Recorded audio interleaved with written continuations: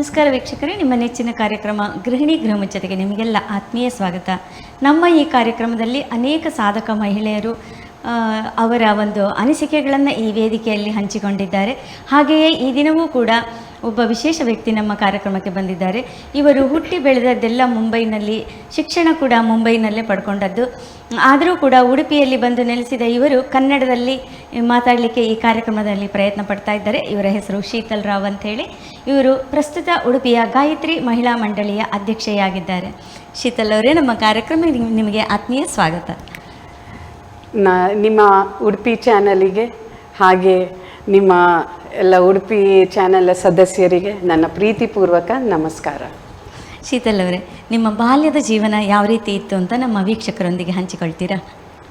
ನಾನು ಹುಟ್ಟಿದ್ದು 19th of March 1978 Kasturba medical hospital ಮಣಿಪಾಲದಲ್ಲಿ. ನನ್ನದು ಬಾಲ್ಯ ಜೀವನ ಸ್ಕೂಲಿಂದ ಹಿಡಿದು ಕಾಲೇಜ್ ಎಲ್ಲ ಮುಂಬೈಯಲ್ಲಿ ನಡೀತು. ಸ್ಕೂಲ್ ನಾನು Saint Joseph high school English medium ಸ್ಕೂಲಿಗೆ ಹೋಗಿದ್ದೆ. ಮತ್ತು ಇದು ಕಾಲೇಜು ವಿವೇಕ್ ಕಾಲೇಜ್ ಆಫ್ ಕಾಮರ್ಸಲ್ಲಿ ನನ್ನ ಗ್ರ್ಯಾಜುಯೇಷನ್ ಪಡ್ಕೊಂಡೆ. ಮುಂಬೈ ಯೂನಿವರ್ಸಿಟಿಯಲ್ಲಿ ನಾನು ಗ್ರ್ಯಾಜುಯೇಷನ್ ಪಡ್ಕೊಂಡು ಬಂದಿದ್ದೇನೆ. ಹಾಗೆ ನಮ್ಮ ಬಾಲ್ಯ ಜೀವನ ತುಂಬ ಅಂದರೆ ಸರಳವಾಗಿ ಒಂದು ಚೈಲ್ಡ್ಹುಡ್ ಎಲ್ಲರದ್ದು ಹೇಗಿರ್ತದೆ ಸಾಧಾರಣ ಹಾಗೇ ಇತ್ತು. ನಾವು ಹುಟ್ಟಿದ್ದು ಬೆಳೆದದು ಬೊಂಬೈಯಲ್ಲಿ ಆದರೂ ನಮಗೆ ಊರಿದು ತುಂಬ ಟಚ್ ಹೇಳ್ಬೋದು. ಅಂದರೆ ನಾವು ಪ್ರತಿ ವರ್ಷ ನಾವು ರಜೆಯಲ್ಲಿ ವೆಕೇಷನ್ಸಿಗೆ ಊರಿಗೆ ಬರೋದು. ಆಗ ನಮ್ಮ ಅಪ್ಪ ನಮ್ಮನ್ನು ನಿಟ್ಟೆ ಊರು, ನನ್ನ ಅಮ್ಮನ ಊರು ಪೆರಡೂರು ಊರು, ಹಾಗೆ ನಾವು ಸುಮಾರು ಇಲ್ಲಿ ನಮ್ಮ ಸಂಬಂಧಿಕರೆಲ್ಲ ಇದ್ರು. ಹಾಗೆ ನಮಗೆ ನಮ್ಮ ರೂಟ್ಸ್ ಅಂದರೆ ನಮ್ಮ ರೂಟ್ಸಲ್ಲಿ ತುಂಬ ಪ್ರೀತಿ ನನಗೆ. ನಾವು ಎಲ್ಲಿ ಹುಟ್ಟಿ ಬೆಳೆದದು, ನಾವು ಎಲ್ಲಿ ನಮ್ಮದು ಬಾಲ್ಪಣ್ಣ ಅಂತ ಹಿಂದಿಯಲ್ಲಿ ಹೇಳ್ತಾರೆ. ಯಾವ್ಯಾವ ವರ್ಡ್ಸ್ ನಂದು ಹಿಂದಿಯಲ್ಲಿ ಇರ್ಬೋದು. ಹಾಗೆ ತುಂಬ ಸುಖಿಯಾದ ಜೀವನ. ತುಂಬ ಓದುದಲ್ಲಿ ಸಹ ನನಗೆ ತುಂಬ ಆಸಕ್ತಿ ಇತ್ತು. ಮತ್ತು ನನಗೆ ಡ್ರಾಯಿಂಗ್ ಅಂದರೆ ತುಂಬ ಇಷ್ಟ. ಡ್ರಾಯಿಂಗ್ ಆಗಲಿ, ಡಾನ್ಸ್ ಆಗಲಿ, ಈಗ ಒಂದು ಮ್ಯೂಸಿಕ್ ಕೇಳೋದು ತುಂಬ ಇಷ್ಟ. ಹಾಗೆ ಅದು ನನ್ನದು ತುಂಬ ನನ್ನನ್ನು ಹೆಲ್ಪ್ ಔಟ್ ಮಾಡಿತು ನನ್ನ ಜೀವನಕ್ಕೆ ಮುಂದೆ ಕೂಡ. ನಿಮ್ಮ ತಂದೆಯ ಹೆಸರು?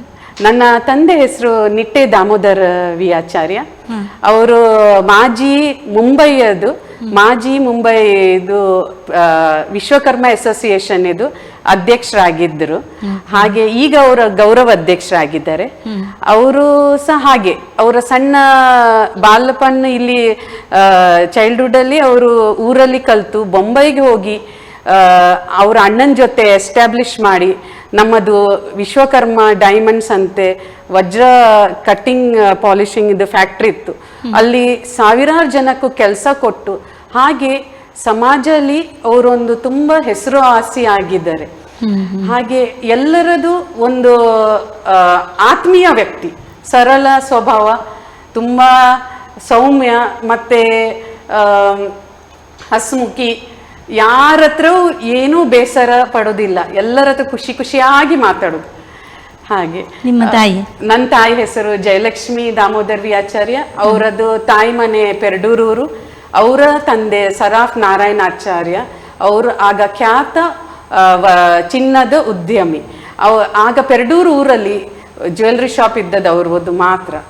ತುಂಬ ಅಮ್ಮ ನನ್ನದು ಅಪ್ಪನೊಟ್ಟಿಗೆ ಪ್ರತಿಯೊಂದು ಕೆಲಸಲ್ಲಿ ಸಹಕಾರ್ಯ ಕೊಡ್ತಿದ್ರು. ಅದು ನಿತ್ಯ ಜೀವನಲ್ಲಿರಲಿ, ಸಮಾಜದಲ್ಲಿ ಯಾವ ಕೆಲಸ ಇರಲಿ, ಪ್ರತಿ ಒಂದಕ್ಕೆ ಅಮ್ಮ ಸಪೋರ್ಟ್ ಮಾಡ್ತಿದ್ರು. ಹಾಗೆ ನಾವು ಸಣ್ಣಂದ ಇದು ಸಮಾಜದ ವಿಷಯ ಸಣ್ಣಂದ ನಾವು ನೋಡ್ತಾ ಬಂದಿದ್ದೇವೆ ಮನೆಯಲ್ಲಿ. ಹಾಗೆ ಸಮಾಜದಲ್ಲಿ ನಾವು ಎಲ್ಲರೂ ಒಟ್ಟಿಗೆ ಇರಬೇಕು, ಒಟ್ಟಿಗೆ ಬೆಳಿಬೇಕು, ಅದನ್ನು ನಾನು ಸಣ್ಣಂದ ನಮ್ಮ ವಿಶ್ವಕರ್ಮ ಸಮಾಜ ಬೊಂಬೈಯಲ್ಲಿ ಕಲ್ತ್ಕೊಂಡು ಬಂದಿದ್ದೇನೆ. ಹಾಗೆ ನಿಮ್ಮ ಒಡ ಹುಟ್ಟಿದವರ ಬಗ್ಗೆ? ನನಗೆ ಒಬ್ಬನೇ ತಮ್ಮ, ಅವನ ಹೆಸರು ರಾಹುಲ್ ಡಿ ಆಚಾರ್ಯ. ಅವನು ಸುರಿಗೆ ನಮ್ಮ ವಜ್ರ ಫ್ಯಾಕ್ಟ್ರಿಯಲ್ಲಿ ಸ್ವಲ್ಪ ಅಪ್ಪನ ಜೊತೆ ಎಲ್ಲ ಕೆಲಸ ಎಲ್ಲ ಕಲ್ತ್ಕೊಂಡ, ವಜ್ರದೆಲ್ಲ ಬಗ್ಗೆ ನಾಲೆಜ್ ಎಲ್ಲ ಪಡ್ಕೊಂಡ. ಮತ್ತೆ ಅವನಿಗೊಂದು ನಾವೊಂದು ಸ್ವಂತವಾಗಿ ಏನೋ ಮಾಡ್ಬೇಕಂತ ಹೇಳಿ ತುಂಬ ಆಸೆ ಇತ್ತು, ಛಲ ಇತ್ತು. ಸೊ ಅವನು ಬೇರೆ ಆಫೀಸಿಗೆ ಹೋಗಿ ಅಂದರೆ ಒಂದು ವಜ್ರದ ವಿಷಯದಲ್ಲಿ ತುಂಬ ನಾಲೆಜ್ ಮಾಹಿತಿ ಪಡ್ಕೊಂಡ ಅವನು. ಹಾಗೆ ಅವನ ಅವನು ನಮ್ಮ ವರ್ಲ್ಡ್ ಇದ್ದು top 5 ranking jewellery, diamond jewellery exporter ಇದ್ದು ಅಲ್ಲಿ. ಅದರ ಹೆಸರು ಲಕ್ಷ್ಮಿ ಡೈಮಂಡ್ಸ್. ನನಗೆ ತುಂಬ ಹೆಮ್ಮೆದ ವಿಷಯ. ಟಾಪ್ 5 ರ್ಯಾಂಕಿಂಗ್ ಅಲ್ಲಿ ಬರ್ತದೆ ಇಡೀ ವರ್ಲ್ಡ್ ಅಲ್ಲಿ. ಅಲ್ಲಿ ಅವನು ಆಸ್ಟ್ರೇಲಿಯಾದ ಅವರದೊಂದು ವಿಭಾಗ ಉಂಟು, ಆಸ್ಟ್ರೇಲಿಯಾ ವಿಭಾಗ ಅಲ್ಲಿ ಅವನು CEO ಆಗಿದ್ದಾನೆ ಆಸ್ಟ್ರೇಲಿಯಾದ. ಹಾಗೆ ನಂಗೆ ತುಂಬಾ ಹೆಮ್ಮೆದು ವಿಷಯ. ಹಾಗೆ ನಿಮಗೆ ಓದಿನ ಸಮಯದಲ್ಲಿ ಓದು ಅಲ್ಲದೆ ಮತ್ತೆ ಯಾವುದ್ರಲ್ಲೆಲ್ಲ ಆಸಕ್ತಿ ಇತ್ತು? ಕ್ರೀಡೆ, ಸಾಂಸ್ಕೃತಿಕ ಕಾರ್ಯಕ್ರಮ ಹೀಗೆ? ನನಗೆ ಡಾನ್ಸ್ ತುಂಬ ಇಷ್ಟ. ಮತ್ತೆ ಡ್ರಾಯಿಂಗ್ ನನ್ನದು ಹಾಬಿ ಹೇಳ್ಬೋದು. ನನಗೆ ಏನೂ ಇದ್ರೂ ನಾನು ಡ್ರಾಯಿಂಗಲ್ಲಿ ನಾನು ಫ್ರೀ ಇದ್ದರೆ ಡ್ರಾಯಿಂಗ್ ಮಾಡಲಿಕ್ಕೆ ತುಂಬ ಇಷ್ಟಪಡ್ತೇನೆ. ಅದೇ ನನಗೆ ಏನೂ ಇದ್ರೂ ಒಂದು ಪೇಪರ್ ಇದ್ದರೆ ಅದರಲ್ಲಿ ಡ್ರಾಯಿಂಗ್ ಮಾಡ್ತಾ ಇರೋದು ತುಂಬ ಇಷ್ಟ. ಡಾನ್ಸ್ ಇರಲಿ, ಮ್ಯೂಸಿಕ್ ಇರಲಿ, ಇದೆಲ್ಲ ತುಂಬ ಆಸಕ್ತಿ ಸಣ್ಣಂದ ಬಾಲ್ಪಣ್ಣಿಂದ, ಸಣ್ಣ ಚೈಲ್ಡ್ಹುಡ್ಡಿಂದ. ಹಾಗೆ ನಾನು ಅದರಲ್ಲಿ ಎತ್ತಿಗೆ ನನಗೆ ಅದನ್ನು ತುಂಬ ಎಣಿಸ್ತೇನೆ. ನಾನು ಅದು ಬಹುಶಃ ನನ್ನ ಲೈಫಿಗೆ ಬಂದದ್ದು ನನಗೆ ಮುಂದೆಗೆ ನನಗೆ ಅದರಲ್ಲಿ ಇನ್ನೂ ಡೀಪ್ ಆಗಿ ಹೋಗ್ಲಿಕ್ಕೆ ಕಾರಣವಶ ಆಗ್ತದೆ ಅಂತ ಹೇಳ್ಕೊಂಡು ಬಹುಶಃ ನಾನು ಅದನ್ನು ಹೇಳಲಿಕ್ಕೆ ಇಷ್ಟಪಡ್ತೇನೆ. ಓಕೆ, ನಿಮ್ಮ ಒಂದು ಕಾಲೇಜ್ ಡೇಸಲ್ಲಿ ಅಥವಾ ಸ್ಕೂಲ್ ಡೇಸಲ್ಲಿ ನೆನಪಿರುವ ನಿಮ್ಮ ಗೆಳತಿಯರ ಬಗ್ಗೆ? ನನ್ನ ಫ್ರೆಂಡ್ ಸರ್ಕಲ್ ತುಂಬ, ನನಗೆ ಫ್ರೆಂಡ್ಸ್ ತುಂಬ ಜನ ಮಾತ್ರ, ಸ್ವಲ್ಪ ಜನ ನಮ್ಮ ತುಂಬ ಕ್ಲೋಸ್ ಫ್ರೆಂಡ್ಸ್. ಅವರು ಎತ್ತಿನ ಕೂಡ ನನ್ನ ಸ್ಕೂಲ್ ಫ್ರೆಂಡ್ಸ್ ಎತ್ತಿನ ಕೂಡ ನಾವು ಒಳ್ಳೆ ಟಚ್ಚಲ್ಲಿ ಇದ್ದೇವೆ. ಒಂದು ತಿಂಗಳಿಗೆ 1-2 ಸರ್ತಿ ಆದರೂ ನಾವು ವಿಡಿಯೋ ಕಾಲ್ ಮಾಡಿ ಮಾತಾಡ್ತೇವೆ ಎಲ್ಲರೂ. ತುಂಬ ನಾನೀಗ ಬೊಂಬೈಗೆ ಹೋಗುದಿದ್ರೆ ಪ್ರತಿಯೊಬ್ಬರು ನನ್ನ ಫ್ರೆಂಡ್ಸ್ ಬೇರೆ ಬೇರೆ ಊರಲ್ಲಿ ಇರುವವರು. ಒಬ್ಬರು ಹೈದರಾಬಾದ್, ಒಬ್ಬರು ಪೂನಾ, ನಾನು ಉಡುಪಿ, ಹಾಗೆ ಬೇರೆ ಬೇರೆ ಕಡೆಯಿಂದ ಈಗ ನಾವು ಪ್ಲ್ಯಾನ್ ಮಾಡ್ತೇವೆ, ನೀನು ಬರ್ತೀಯಾದರೆ ನಾನು ಕೂಡ ಬರ್ತೇನೆ. ಹಾಗೆ ನಾವೆಲ್ಲ ಮೀಟ್ ಆಗ್ತೇವೆ, ತುಂಬ ಒಳ್ಳೆ ಟೈಮ್ ಸ್ಪೆಂಡ್ ಮಾಡ್ತೇವೆ. ನನಗೆ ಅನಿಸೋದು ನಮ್ಮ ಫ್ರೆಂಡ್ಸ್ ಲೈಫ್ ಟೈಮಿಗೆ ಫ್ರೆಂಡ್ಸ್ ತುಂಬ ಮುಖ್ಯವಾಗಿ. ಅವರು ಯಾವಾಗಲೂ ಚೇಂಜ್ ಆಗದವರು, ನಮ್ಮ ಲೈಫ್ ಟೈಮ್ ಇಡೀ ನಮ್ಮ ಜೊತೆ ಇರ್ತಾರೆ. ಹಾಗೆ ಅಷ್ಟೊಂದು ನಂಬಿಕೆ ನಿಮ್ಮ ನನಗೆ ತುಂಬ ಅವರ ಮೇಲೆ ನಂಬಿಕೆ. ನೀವೆಲ್ಲ ಗೆಳತಿಯರು ಸೇರಿದಾಗ ನೀವು ಚರ್ಚಿಸುವಂತ ವಿಷಯಗಳು ಯಾವುದೆಲ್ಲ ಇರ್ತದೆ? ಚರ್ಚಿಸೋದು ಮೇಯ್ನ್ ನಮ್ಮ ಪಾಸ್ಟ್ ಅನ್ನು, ನಾವು ಸಣ್ಣ ಇರುವಾಗ ಹೇಗೆ ಮಾಡ್ತಿತ್ತು, ಅಂದ್ರೆ ಹೇಗೆ ಸ್ಕೂಲಲ್ಲಿ ಹೇಗೆ ಗಮ್ಮತ್ ಮಾಡ್ತಿತ್ತು, ಪ್ರತಿ ಒಂದು ವಿಷಯನೂ ಅದ್ರ ಬಗ್ಗೆ ನಾವು ಆಸಕ್ತಿಯಲ್ಲಿ ನೋಡ್ತಿತ್ತು. ಓದುದು ಈಗ ಸ್ಟಡೀಸ್ ಬಗ್ಗೆ, ಈಗ ಒಬ್ರು ಇವತ್ತು ನಾನು ಇಷ್ಟು ಓದಿದೆ, ಆಗ ಇನ್ನೊಬ್ರಿಗೆ ಸಪೋಸ್ ಅವಳಿಗೆ ಕಷ್ಟ ಆಗುದಿದ್ರೆ ಅವಳಿಗೆ ಹೆಲ್ಪ್ ಔಟ್ ಮಾಡೋದು. ನಿಂಗೆ ಏನು ಕಷ್ಟ, ಅವಳು ಹೇಳಿದ್ರೆ ನಂಗೆ ಇದು ಅರ್ಥವೇ ಆಗ್ಲಿಲ್ಲ ಹೇಳಿದ್ರೆ ನಾವು ಅವಳನ್ನ ಹೆಲ್ಪ್ ಔಟ್ ಮಾಡಿ ಅಂದ್ರೆ ಹೇಗೆ ಅವಳನ್ನು ಈಸಿ ಮಾಡ್ಬೇಕು ಆ ಸಬ್ಜೆಕ್ಟ್ ಅಲ್ಲಿ, ಅದನ್ನು ನೋಡ್ಲಿಕ್ಕೆ ಪ್ರಯತ್ನ ಮಾಡ್ತಿತ್ತು. ಹಾಗೆ ಮತ್ತೆ ಬೀಟ್ ಜಾಲಿ ಲೈಫ್, ಅದು ಕೂಡ ನಮ್ದು ಒಳ್ಳೆ ಗಮ್ಮತ್ತು ಜೀವನ. ಹೇಳ್ತಾರಲ್ಲ, ಎಲ್ಲ ಫ್ರೆಂಡ್ಸ್ ಸಿಕ್ಕಿದ್ರೆ ಎಲ್ಲ ಬೇರೆಲ್ಲ ಮರ್ತೋಗ್ತದೆ, ಆ ಹೊತ್ತಿಗೆ ಪೂರ್ತಿ ಮರ್ತೋಗ್ತದೆ, ಹಾಗೆ ಹೇಳ್ಬೋದು. ಹಾಗೆ ಮದುವೆಯ ನಂತರದ ಜೀವನ? ಮದುವೆ ನನಗೆ 21 ವರ್ಷದಲ್ಲಿ ನನಗೆ ಮದುವೆ ಆಗಿದ್ದು. ನಾನು ಮದುವೆ ಆಗಿದ್ದು ಕೆ ಸುರೇಶ್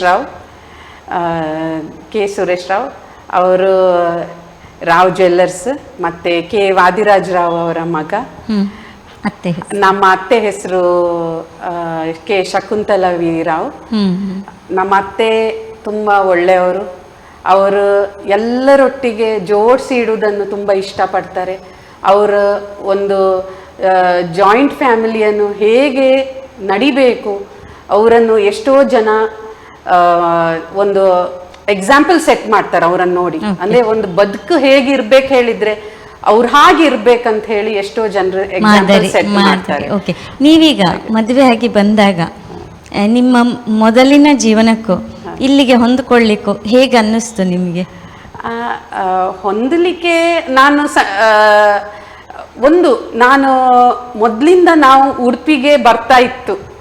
ಅದ ಕಾರಣ ನನಗೆ ಉಡುಪಿದು ರೂಟ್ಸ್ ಸ್ವಲ್ಪ ಆದ್ರೂ ನಮ್ಗೆ ಗೊತ್ತಿತ್ತು. ಹಾಗೆ ಉಡುಪಿಯಲ್ಲಿ ನೋಡಿ, ನಾವು ಬೊಂಬೈಲಿ ಇದ್ದು ಸಹ ನಮ್ಮ ಮನೆಯಲ್ಲಿ ನಾವು ಸ್ಕೂಲಲ್ಲಿ ಇಂಗ್ಲಿಷ್ ಹಿಂದಿ ಮಾತಾಡ್ತಿತ್ತು, ಅಂದ್ರೆ ಅದೇ ಅಕಾಡೆಮಿಕ್ಸ್ ಸಬ್ಜೆಕ್ಟ್. ಸೊ ಮನೆಯಲ್ಲಿ ನಮ್ಗೆ ಕನ್ನಡ ತುಳು ನಮ್ಗೆ ಅಪ್ಪ ಅಮ್ಮ ಹೇಳಿಕೊಟ್ರು. ಸೊ ಅದ ಕಾರಣ ನಮ್ಗೆ ಊರಿಗೆ ಬಂದಾಗ ನಮ್ಗೆ ಕನ್ನಡ ಮಾತಾಡ್ಲಿಕ್ಕಾಗ್ಲಿ ತುಳು ಮಾತಾಡ್ಲಿಕ್ಕೆ ಏನು ಕಷ್ಟ ಬರಲಿಲ್ಲ. ಮಾತ್ರ ನನಗೆ ಕನ್ನಡ ಓದ್ಲಿಕ್ಕೊಂದು ಬರ್ತಿರ್ಲಿಲ್ಲ. ನಾನು ಕಲ್ತದೆ ನನ್ನ ಮಗಳು ಸಣ್ಣ ಇರುವಾಗ ಅವಳನ್ನು ಕನ್ನಡ ಓದಿಸಿ ಸಾಧಾರಣ ನಾನು ಕೂಡ ಅವಳೊಟ್ಟಿಗೆ ಕಲಿತೆ, ಹಾಗೆ ಹೇಳ್ಬೋದು. ಇಲ್ಲಿಗೆ ಹೇಗೆ ಅಡ್ಜಸ್ಟ್ ಆದ್ರಿ ನೀವು? ಮದುವೆ ಮುಂಚೆ ನಿಮಗೆ ಫ್ರೀಡಮ್ ಇರ್ತದೆ, ಯಾವುದೇ ಒಂದು ಜವಾಬ್ದಾರಿ ಇರುವುದಿಲ್ಲಲ್ಲ ಸಾಧಾರಣವಾಗಿ ಹೆಣ್ಣು ಮಕ್ಕಳಿಗೆ. ಮದುವೆ ಆದ ನಂತರ ಒಂದು ಸಂಸಾರದ ಜವಾಬ್ದಾರಿ ಹೊತ್ತಾಗೆ ಆಗ್ತದೆ. ನಾನು ಮದುವೆ ಆಗಿ ಬಂದದ್ದು ತುಂಬಿದ ಕುಟುಂಬಕ್ಕೆ. ನಮ್ಮ ಮನೆಯಲ್ಲಿ ಸುಮಾರು ನಮ್ಮ ಮನೆಯಲ್ಲಿ ಎಲ್ಲರೂ ಒಟ್ಟಿಗೆ ಇರೋದು, ನಮ್ಮ ಅತ್ತೆ ಎಲ್ಲರನ್ನು ಒಟ್ಟಿಗೆ ಇಡುದು ಅಂತ ಹೇಳ್ತಾರಲ್ಲ, ಒಂದು ಹೆಡ್ ಆಫ್ ದ ಡಿಪಾರ್ಟ್ಮೆಂಟ್ ಅಂತ ಹೇಳಿ ಹೇಳ್ಬೋದು. ಅವರು ಪ್ರತಿ ಒಂದು ವಿಷಯನು ತುಂಬಾ ಗೋಚರಿಸಿ ಆಲೋಚನೆ ಮಾಡ್ತಾರೆ, ಪ್ರತಿ ಒಂದು ವಿಷಯನು. ಹಾಗೆ ಅವರಿಗೆ ನಾನು ಬರುವಾಗ ನಮ್ಮ ಮನೆಯಲ್ಲಿ ನಾನು ಎಲ್ಲರಿಗಿಂತ ಸಣ್ಣವಳು, ಸಣ್ಣ ವಯಸ್ಸಲ್ಲಿ ಮದುವೆ ಆಗಿದ್ದ ಕಾರಣ ಎಲ್ಲರಿಗಿಂತ ನಾನು ಸಣ್ಣವಳು ಆ ಟೈಮಿಗೆ. ಸೊ ನನ್ನ ಹತ್ರ ತುಂಬಾ ಅವರಿಗೆ ಪ್ರೀತಿ. ಅಂದ್ರೆ ಅವಳಿಗೆ ಈಗ ಒಂದು ಬೊಂಬೈಯಿಂದ ಬಂದವಳು, ಇಲ್ಲಿ ಊರಿಗೆ ಹೊಂದಲಿಕ್ಕೆ ಟೈಮ್ ತಗೊಳ್ತಾಳೆ. ಹಾಗೆ ನನ್ನೊಟ್ಟಿಗೆ ಅಂದ್ರೆ ತುಂಬಾ ಅವರು ಒಳ್ಳೆ ಮಿಕ್ಸ್ ಆದ್ರು, ನನ್ನನ್ನು ತುಂಬಾ ಪ್ರೀತಿ ಮಾಡ್ತಿದ್ರು. ಹಾಗೆ ನಾನು ಕನ್ನಡ ನಂಗೆ ಬರದಿದ್ದ ಕಾರಣ ಅವರು ಹೇಳ್ತಿದ್ರು ನನ್ಗೆ, ನೀನ್ ಕನ್ನಡ ಕಲಿಬೇಕು ನೋಡು, ಕನ್ನಡ ಕಲ್ತ್ರೆ ನಿಂಗೊಂದು ಏನು ವಿಷಯ ಓದ್ಲಿಕ್ಕೆ ಯಾರನ್ನು ಕೇಳ್ಬೇಕಾಗಿಲ್ಲ, ನೀನು ಕನ್ನಡ ಕಲಿ. ಸೊ ನಾನು ಆಗ ಟ್ರಾನ್ಸ್ಲೇಟರ್ ಬುಕ್ ಹಿಡ್ಕೊಂಡು ಬಂದು ಮನೆಗೆ ಕನ್ನಡ ಕಲಿತೆ. ಆಗ ಅವರು ನನ್ಗೆ ಯಾವ್ಯಾವ ಅಕ್ಷರ ಅರ್ಥ ಆಗದಿದ್ರೆ ಅವ್ರು ನಂಗೆ ಅಕ್ಷರ ಎಲ್ಲ ಹೇಳಿಕೊಡ್ತಿದ್ರು. ಇದು ಅಕ್ಷರ ಇದು, ಇದು ಅಕ್ಷರ ಇದು. ಮತ್ತೆ ನನಗೆ ಆ ಅಕ್ಷರ ಜ್ಞಾನಕ್ಕಿಂತ ಅವರು ಹೇಳೋದು ತುಂಬಾ ಮೇನ್ ವಿಷಯ ಅಂತ ಗೊತ್ತಾ, ನೀನು ದಿನಾ ನ್ಯೂಸ್ ಪೇಪರ್ ಓದಬೇಕು, ನ್ಯೂಸ್ ಪೇಪರ್ ಓದಿದ್ರೆ ನಿನ್ನ ಕನ್ನಡ ಇಂಪ್ರೂವ್ ಆಗ್ತದೆ. ಅದು ನಾನು 100ಕ್ಕೆ 100 ಮಾತು ಸತ್ಯ. ಯಾಕೆ ಗೊತ್ತಾ, ಅದು ನನ್ನನ್ನು ತುಂಬಾ ಹೆಲ್ಪ್ ಔಟ್ ಮಾಡಿತ್ತು ಕನ್ನಡವನ್ನು ರೀಚ್ ಆಗ್ಲಿಕ್ಕೆ. ಹಾಗೆ ಸೊ ಮೇನ್ ಕಾರಣ ಅವರ ಉತ್ತೇಜನದಿಂದ ನಾನು ಕನ್ನಡ ಓದ್ಲಿಕ್ಕೂ ಕಲಿತೆ. ಹಾಗೆ ಒಂದ್ ರೀತಿನಲ್ಲಿ ಕನ್ನಡ ಕಲಿಯೋರಿಗೆ ಇದು ಒಂದು ಸಲಹೆ ಅಂತ ಹೇಳ್ಬೋದು ನಿಮ್ಮದು. ಖಂಡಿತವಾಗಿ. ಒಂದು ಮನಸ್ಸಲ್ಲಿ ನಮ್ಗೆ ಸಹ ಸ್ವಂತ ಒಂದು ಕಲಿಬೇಕಂತ ಹೇಳಿ ಆಸಕ್ತಿ ಇರಬೇಕು, ನಾವು ಕಲೀಲೇಬೇಕು. ಆಗ ಎಂತಾದ್ರೂ ದೇವರು ಹೇಳ್ತಾರಲ್ಲ, ಎಂತಾದ್ರೂ ಮಾಡಿ ನಮ್ಗೆ ಕಲಿಸುವ ದಾರಿ ತೋರಿಸಿ ಕೊಡ್ತಾರೆ. ಮನಸ್ಸಿದ್ರೆ ಮಾರ್ಗ. ಖಂಡಿತವಾಗಿ. ನಿಮ್ಮ ಮಾವನ ಬಗ್ಗೆ? ನನ್ನ ಮಾವನ ಬಗ್ಗೆ ಎಷ್ಟು ವಿಷಯ ಉಂಟ. ಫಸ್ಟ್ ಹೇಳಿದ್ರೆ ಅವರ ವಿಷಯ ನನಗೆ ಹೆಸರು ಎಣಿಸಿದ್ಕೊಳ್ಳೆ, ಅವರನ್ನು ಎಣಿಸಿದ್ಕೊಳ್ಳೆ ಅಂತ ಬರುದು. ತುಂಬಾ ಸರಳ ಸ್ವಭಾವ. ಅವರು ತುಂಬಾ ಕಡಿಮೆ ಮಾತಾಡೋದು, ಮಾತು ಅವರದು ವಜ್ರದ ಮಾತು ಹೇಳ್ಬೋದು. ಅವರು ಪಾಯಿಂಟ್ ಅಂದ್ರೆ ಟು ದ ಪಾಯಿಂಟ್ ಮಾತಾಡೋದು ಅವರು. ಮತ್ತೆ ಎಲ್ಲರನ್ನು ತುಂಬಾ ಆಸೆ ಪಡ್ತಾರೆ. ಅವರು ಹೇಳೋದು ಕಮ್ಮಿ, ಮಾತ್ರ ಎಲ್ಲರಿಗೆ ಮನಸ್ಸಲ್ಲಿ ತುಂಬಾ ಆಸೆ ಪಡ್ತಾರೆ. ನಾನು ಅವರನ್ನು ನೋಡಿ, ನಾನು ಅವರ ಒಟ್ಟಿಗಿದ್ದು, ನನಗೆ ಮದುವೆ ಆಗಿ 27 ವರ್ಷ ಈಗ. ನಾನು ಅವರೊಟ್ಟಿಗೆ ಇದ್ದೇನೆ, ಅವರೊಟ್ಟಿಗೆ ನಾನು ಹಗಲು ರಾತ್ರಿ ಇದ್ದು ನಂಗೆ ಅವರ ಸ್ವಭಾವ ಪೂರ ಗೊತ್ತಾಗಿದೆ. ಅವರು ಏನು ಇಷ್ಟಪಡ್ತಾರೆ ಎಂತ, ಅವ್ರು ಯಾವ ವಿಷಯದಲ್ಲಿ ಅವರು ಕಂಪ್ಲೇಂಟ್ಸ್ ಮಾಡೋದಿಲ್ಲ. ಒಂದು ಹೇಳ್ತಾರಲ್ಲ, ಹೇಗೆ ಇದ್ರು ಹಾಗೆ ಒಂದೇ, ತುಂಬಾ ಅಡ್ಜಸ್ಟಿವ್ ಅವರು. ಹಾಗೆ ಅವರು ನಮ್ಮ ಮಾವ ಸಣ್ಣ ಪ್ರಾಯಲ್ಲೇ 14 ವರ್ಷದಲ್ಲಿ ಅವರು ಚಿನ್ನದ ಕೆಲಸ ಕಲೀಲಿಕ್ಕೆ ಬೇರೆ ಬೇರೆ ಊರಿಗೆ ಹೋಗಿದ್ದಾರೆ. ಕಾರ್ಕಳ, ಕೊಯಮತ್ತೂರು, ಮುಂಬೈ, ಹಾಗೆ ಪ್ರತಿಯೊಂದು ಜಾಗದ ಒಂದೊಂದು ಸ್ಪೆಷಾಲಿಟಿ ಕಲ್ತ್ಕೊಂಡು ಬಂದಿದ್ದಾರೆ. ಹಾಗೆ ಅವರಿಗೆ ಪ್ರತಿಯೊಂದು ಪ್ಲೇಸ್ ಇದೊಂದು ಅಡ್ಜಸ್ಟ್ಮೆಂಟ್ ಗೊತ್ತುಂಟು. ಅವ್ರು 24 ವರ್ಷಕ್ಕೆ ಕತಾರಿಗೆ ಶಿಪ್ಪಲ್ಲಿ 7 ದಿವಸ ಆಗಿತ್ತು ಅವರಿಗೆ ಶಿಪ್ಪಲ್ಲಿ ಹೋಗ್ಲಿಕ್ಕೆ. ಆಗ 7 ದಿವಸ ಅವರು ಹೇಗೆ ಅಡ್ಜಸ್ಟ್ಮೆಂಟ್ ಅಲ್ಲಿ ಹೋಗಿದ್ದಾರೆ, ನಂಗೆ ಅದು ಎಣಿಸುವಾಗ ಆಶ್ಚರ್ಯ ಆಗ್ತದೆ. ಹಾಗೆ ಅವರು ಅಲ್ಲಿ ಹೋಗಿ ಸ್ವಂತದ ಒಂದು ಚಿನ್ನದ ಅಂಗಡಿ ಆಗ್ಬೇಕಂತೆ ತುಂಬಾ ಆಸೆ ಪಟ್ಟು ಅಲ್ಲಿ ಫಸ್ಟ್ ನಂಗೆ ಹೆಮ್ಮೆದ ವಿಷಯ ಇದು ಹೇಳಲಿಕ್ಕೆ, first Indian to open a jewellery shop in Arab country. ಅಂಥದ್ದಲ್ಲಿ ಅರಬ್ ಕಂಟ್ರಿಯಲ್ಲಿ ನಮ್ಮ ಹಿಂದೂ ಸಂಪ್ರದಾಯದ ಹೆಸರಿದ್ದು ಚಿನ್ನದ ಅಂಗಡಿ ಓಪನ್ ಮಾಡ್ಲಿಕ್ಕೆ ಬಿಡುದಿಲ್ಲ. ಅಂತಲ್ಲಿ ಇವರು ಕೆನರಾ ಜ್ಯುವೆಲ್ರಿ ಹೆಸರು ಹಾಕಿ ನಮ್ಮ ದೇಶಕ್ಕೆ ಒಂದು ಮಾದರಿ, ಅವರು ನಮ್ಮ ಸಮುದಾಯಕ್ಕೆ ಖಂಡಿತವಾಗಿ ಉತ್ತಮ ಗುಣವಂತ ಮಾದರಿ. ಅಂದ್ರೆ ಹೇಳ್ತಾರಲ್ಲ, ಅವ್ರನ್ನ ನೋಡ್ಬೇಕು, ಅವ್ರನ್ನ ಕಲಿಬೇಕು. ಅದು ಹೇಳಲಿಕ್ಕೆ ನಾನು ತುಂಬಾ ಇಷ್ಟಪಡ್ತೇನೆ. ಹೆಮ್ಮೆದ ವಿಷಯ. ಹಾಗೆ ಅವರು ಅಲ್ಲಿ ಹೋಗಿ ನಾನಾ ತರದ್ದು ಡಿಸೈನ್ಸ್, ನಮ್ಮ ಸೌತ್ ಇಂಡಿಯಾದೆಲ್ಲ ಡಿಸೈನ್ಸ್, ಅಲ್ಲಿ ಎಲ್ಲ ನಮ್ಮ ಸೌತಿನವ್ರು, ತುಳುನಾಡು ಅವರು ಎಲ್ಲ ಕಡೆದು ಎಲ್ಲ ಜನರು ಅವರಿಗೆ ಆಸ್ ಅ ಕಸ್ಟಮರ್ಸ್ ಬರ್ತಿದ್ರು. ಅವರು ಎಲ್ಲರೂ ಎತ್ತಿನ ತನಕ ಹೇಳ್ತಾರೆ, ವಾದಿರಾಜ್ ರಾವ್ ಅವರು ಹೇಗಿದ್ದಾರೆ ಕೇಳ್ತಾರೆ. ಹಾಗೆ ಅವರ ವಿಷಯ ಹೇಳಲಿಕ್ಕೆ ಇದು ಸಮಯ ಸಾಕಾಗ್ಲಿಕ್ಕೆ ಇಲ್ಲ. ಮಾತ್ರ ತುಂಬಾ ತುಂಬಾ ಯೋಗ್ಯವಾದ, ಹೇಳ್ತಾರಲ್ಲ, ಮೊನ್ನೆ ಯಾರ ಹಾಗೆ ಇರ್ಬೇಕು ಹೇಳಿದ್ರೆ ವಾದಿರಾಜ್ ರಾವ್ ಹಾಗೆ ಇರ್ಬೇಕಂತ ಹೇಳಲಿಕ್ಕೆ ಇಷ್ಟಪಡ್ತೇನೆ. ಯಾವುದೇ ಒಂದು ವ್ಯಕ್ತಿಯ ಯಶಸ್ಸು ಇರ್ಬೇಕಾದ್ರೆ ಅವರ ಶ್ರಮ, ಅದರ ಹಿಂದೆ ಶ್ರಮ ಖಂಡಿತ, ಶ್ರದ್ಧೆ, ಪರಿಶ್ರಮ ತುಂಬಾ ಕಾರಣ ಆಗಿರ್ತದೆ. ಅವರು 14 ವರ್ಷ ಬಾರ್ಕೂರಿದು ದೇವಸ್ಥಾನದ ಮುಕ್ತೇಶ್ವರಾಗಿದ್ರು. ಹಾಗೆ ಅವರ ಮುಕ್ತೇಶ್ವರ ಕಾಲಲ್ಲಿ ಅವ್ರು ತುಂಬಾ ದೇವಸ್ಥಾನಕ್ಕೆ ಸೇವೆ ಮಾಡಿದ್ದಾರೆ. ಮತ್ತೆ ಇನ್ನೊಂದು ವಿಷಯ ನಂಗೆ ಅವರ ಬಗ್ಗೆ ಹೇಳಲಿಕ್ಕೆ ಇಷ್ಟಪಡ್ತೇನೆ. ಅವರು 11 ವರ್ಷ ಇರುವಾಗ ದೇವಸ್ಥಾನಲ್ಲಿ, ಆಗ ನಮ್ಮ ಬಾರ್ಕೂರ್ ಕಾಳಿಕಾಂಬ ದೇವಸ್ಥಾನಲ್ಲಿ ನೀರಿದು ವ್ಯವಸ್ಥೆ ಅಷ್ಟೇ ಇರಲಿಲ್ಲ. ಅವರಿಗೆ ಜೋರು ಬಾಯಾರಿಕೆ ಆಯ್ತು.